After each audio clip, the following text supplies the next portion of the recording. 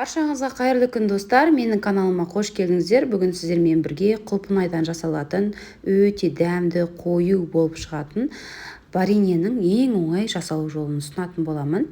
Видеоны соңына дейін қарап, менімен бірге болыңыздар және каналыма тіркелуді ұмытпаңыздар. Ал ендеше бастаймыз. Ең әуелі бізге осындай құлпынайлар қажет болады. Құлпынайды алдымен үстіне суымызды құйып, жақсылап 2-3 мәрте қайтара жақсылап жуып тазалап алатын боламыз. Толықтай тазалап болғаннан кейін енді жапырақтарынан аламыз. Барлық клубниканың осылай шетін тазалап жуып болғаннан кейін жапырақтарынан тазартып аламыз. Мінекей, енді мен барлығын осылай тазартып алдым. Қараңыздар, менде 2 килограмм құлпынай. Енді 2 килограмм құлпынайға 1,5 килограммдай қант қосатын боламыз. Алдымен қанттың жартысын қосып аламыз. Содан соң асықпай жайлап құлпынайлар езілмейтіндей етіп, қасықпен немесе осындай құралдың көмегімен жақсылап бір араластырып алатын боламыз.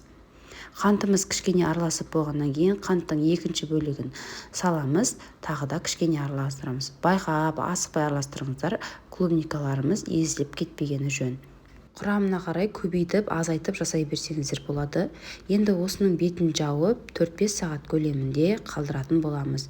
4-5 сағаттан кейін отымызға қоямыз, жақсылап қайнататын боламыз. Көп уақыт емес, бар жоғы 15 минут қайнатамыз. 15 минут осылай отта ұстаймыз. Орташа отта қайнағаннан кейін көбіктерін алсаңыздар да, алмасаңыздар да өз еріктеріңізбен, алмасаңыздар да болады. Мен кішкене аз ғана алдым, ол міндетті емес. Енді 15 минут осылай қайнатып болғаннан кейін оттың астын өшіреміз, толықтай суытатын боламыз. Мінекей, біздің вареньеміз толықтай суыды. Енді қайтадан отқа қоямыз және тағы да бір 15 минут көлемінде қайнататын боламыз.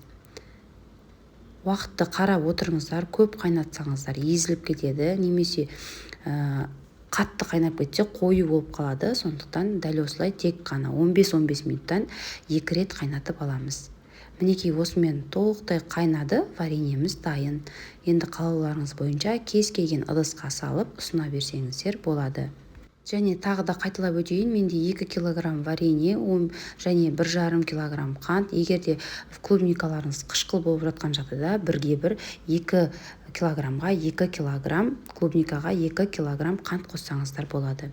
Енді вареньемізді суытып алмай, осы ыстық күйінде банкілерге құйып алатын боламыз. Негізі көбісі морозильникте сақтап жатады, бірақ морозильникте сақтағанға қарағанда осылай қайнатқан бізге қатты ұнайды. Сіздерге де ұнайды деген ойындамын. Менің рецептіммен жасап көріңіздер. Видеоны аса лайк басып, пікір қалдыруды ұмытпаңыздар. Каналымда түрлі тағамдардың, түрлі тәттілердің рецептісі бар. Видеоның соңына дейін қарағандарыңызға рахмет. Сіздермен болған Нұрия Амангелді. Келесі видеода жолыққанша қош сау болыңыздар. Сіздер вареньені қалай жабасыздар? Комментарий бөліміне қалдырсаңыздар болады. Назарларыңызға рахмет.